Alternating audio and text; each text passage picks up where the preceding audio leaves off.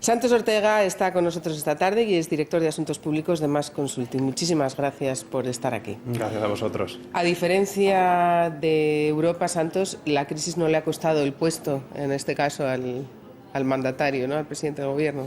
Así es. Es cierto que normalmente en las elecciones americanas el presidente tiene bastantes elementos a favor para ganar las elecciones y para renovar mandato. Esta vez había una amenaza mayor, producto de una crisis económica sin precedentes, y finalmente el presidente ha conseguido sacar adelante su reelección, lo cual a priori no parecía tan fácil, aunque si vemos la trayectoria, ha habido también un calentamiento mediático previo al momento de la elección que yo creo que interesaba a ambas partes, ¿no? Por un lado a los demócratas para movilizar a sus votantes y los republicanos a los suyos, obviamente. Brevemente, ¿cuáles han sido las claves tanto de la victoria de los demócratas como de la derrota de los republicanos? La clave de la victoria en el caso de los demócratas ha estado bastante bien explicada por vuestros compañeros. Aquí hay un nuevo Estados Unidos. A partir de 2010 se hizo una revisión demográfica del país, cambiaron los estados clave y eso también influyó a la hora de ver demográficamente cómo el país había cambiado. Nos encontramos a un electorado que es muy importante además para España concretamente, que es el voto latino, que ha empezado a crecer de una manera espectacular en Estados Unidos. Ya estamos hablando de una minoría que está en torno al 16%, y la clave era saber si todos esos latinos iban a ir a votar y si Obama iba a tener la capacidad de movilizar al voto afroamericano, al voto de las mujeres, al joven y al voto latino. Y finalmente así ha sido, al menos en los estados clave, en esos estados bisagra en los que se dirimía prácticamente todo el proceso electoral. Bueno, pues como no podía ser menos, el resultado de estas elecciones, este proceso electoral al que miraba todo el mundo, ha producido reacciones también en todo el mundo. Así que vamos con nuestros corresponsales en Bruselas, en Oriente Próximo y en China. Y vamos a empezar en la capital europea con Álvaro Goicoechea. ¿Qué se ha dicho ahí de la victoria de Obama? Parece que no tenemos preparada esa conexión, así que nos vamos a Oriente Próximo. Yolanda. En esta región del planeta, Estados Unidos tiene a sus mejores aliados y a sus peores enemigos. Así que nadie ha quedado indiferente ante estas elecciones. Israel, su principal aliado en Oriente Próximo, ha sido uno de los primeros países en felicitar a Obama, aunque a nadie escapa que Netanyahu prefería que ganara Romney. Varios miembros de su partido, de hecho, han mostrado abiertamente su decepción por los resultados. En el resto de Oriente Próximo y Medio, la victoria de Obama se ve más que con alegría, con alivio. Se le cree menos capaz de empezar otra guerra en la región que al republicano Romney. Sobre el programa nuclear iraní, Obama siempre se ha mostrado más partidario de las sanciones y la vía diplomática que de la disuasión militar. Pero después de su primer mandato, con discursos y palabras de buena voluntad, al Premio Nobel de la Paz Obama tampoco se le ve en Oriente Medio como a un pacificador. Se mostró en un principio partidario de un Estado palestino, pero ni siquiera ha conseguido que se retomen las negociaciones de paz entre israelíes y palestinos. Y aunque las tropas estadounidenses se hayan retirado ya de Irak y vayan a marcharse de Afganistán, existe en Oriente Medio una opinión generalizada de que Estados Unidos ha estado quizás demasiado presente en la región. China ha respirado aliviada por la continuidad, de hecho prefería la victoria de Obama. Lo primero han sido buenas palabras, tanto el presidente Hu Jintao como el primer ministro Wen Jiabao en un comunicado conjunto han dicho que felicitan a Obama y que esperan que las relaciones bilaterales entren ahora en una nueva etapa. Los dos países casi nunca están de acuerdo, pero saben que se necesitan mutuamente. A pesar de eso, el régimen de Pekín estaba cansado de los numerosos golpes recibidos durante la campaña electoral, sobre todo, y los más combativos por parte del candidato republicano, aunque también Obama había lanzado numerosas críticas a la política comercial de China, aunque en uno de sus recientes debates reconoció que China era un gran adversario, pero también un socio comercial muy importante. De momento, Pekín lo que espera ahora es poder resolver junto con Estados Unidos pues los problemas que mantienen y hacerlo de la forma más constructiva posible.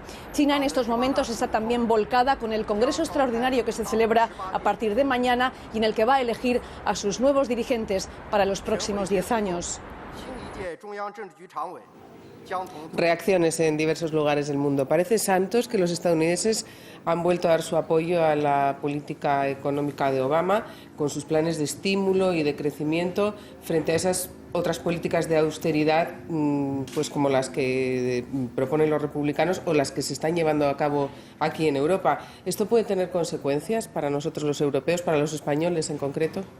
Bueno, cualquier cosa que se haga desde Estados Unidos tiene consecuencias. Estamos hablando de una potencia que sigue creciendo en un momento de crisis y evidentemente esto puede tener un efecto. Se habla mucho de ese precipicio fiscal. También es verdad que hay una imagen algo distorsionada sobre el modo que los americanos entienden la economía y cómo debe ser la economía, y desde luego si uno mira el mapa electoral, el voto ha sido bastante ajustado en lo que es el voto popular. Estamos hablando de una sociedad muy polarizada, en la que no todo el mundo va a estar de acuerdo en subidas de impuestos y en esos estímulos a los que hace referencia, y eso va a tener consecuencias obviamente en el Congreso, que es la Cámara en la que la opinión pública muestra su opinión, ¿no? Es donde más se nota el día a día y lo que es la información diaria y la presión diaria de la población, ¿no? Y ahí es donde justamente también los republicanos dominan esa Cámara, con lo cual ahí va a haber pues un debate más que interesante, ¿no? ¿Va a haber dificultades para gobernar entonces? Dificultades para gobernar hay siempre, y más en un entorno como este. Las incertidumbres son muchísimas, tampoco podemos garantizar que este presidente pueda durar toda la legislatura, porque la incertidumbre siempre está ahí, sobre todo en el contexto internacional, pero también hay que tener en cuenta que ha habido otros mandatos de otros presidentes como Bill Clinton, en el que incluso las dos cámaras estaban dominadas por los republicanos y Bill Clinton sacó sus medidas adelante. Hay que tener en cuenta que Estados Unidos es un sistema presidencialista, por tanto otorgan un gran poder a la figura del presidente, no es como en España y en Europa, y él tiene un poder de veto bastante importante. Luego tenemos la figura del Senado, donde también se delibera gran parte de las políticas americanas. Es el lugar, es la Cámara en la que hay más tiempo para el debate y más tiempo para desarrollar la legislación que interesa en cada momento al país. Hay que recordar también que Estados Unidos votaba sobre más temas. De hecho, se han llevado a cabo más de 170 consultas populares en más de 20 estados sobre asuntos muy diversos, entre ellos, por ejemplo, el matrimonio homosexual y la legalización del uso de la marihuana. Vamos a verlo. Con el voto en referéndum de sus habitantes, los estados de Colorado y Washington se han convertido en los primeros de Estados Unidos en declarar totalmente legal el consumo de marihuana. Así lo celebraban de madrugada en Colorado los impulsores de la iniciativa, que defiende que esa droga tenga el mismo trato que el alcohol. Hemos dado un paso adelante para poner sentido común en la política sobre drogas. Vamos a lanzar a todo el mundo el mensaje de que la prohibición de la marihuana ha fracasado y es el momento de ir en una nueva dirección. Por el contrario, Oregón rechazó una propuesta similar a las aprobadas en Colorado y Washington. Las autoridades de esos estados tendrán ahora que regular la distribución de marihuana, que puede convertirse en una nueva fuente de ingresos fiscales, pero que choca frontalmente con la ley federal, que prohíbe la posesión, consumo y venta de esa sustancia. Y desde ayer son también más los estados que reconocen el matrimonio homosexual. A los 7 que ya lo hacían se han sumado ahora los de Maryland y Maine. En Florida, los votantes han rechazado la propuesta conservadora de prohibir que se destinen fondos públicos al aborto libre. Y en California, las urnas han lanzado un jarro de agua fría sobre los progresistas, porque la mayoría de los votantes han decidido que la pena de muerte siga siendo legal. Desde luego, Santos Ortega, desde Europa resulta muy curioso que se sometan a votación popular este tipo de temas, ¿no?, de asuntos.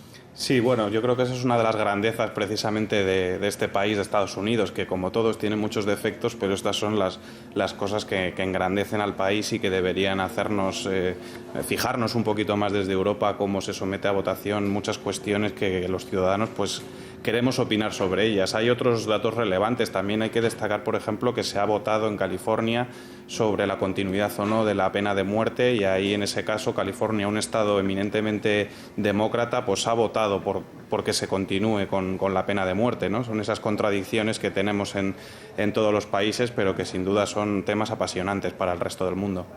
Muchísimas gracias, Santos Ortega, de Más Consulting, por haber estado esta tarde con nosotros. Gracias. Por cierto, a vosotros. Quiero recordarle a nuestros espectadores, vamos, más que recordarles, decirles que a partir de las 7 de la tarde, aquí en el canal 24 Horas, les vamos a ofrecer la repetición íntegra del discurso del presidente Obama a los estadounidenses una vez que ya conocía su victoria.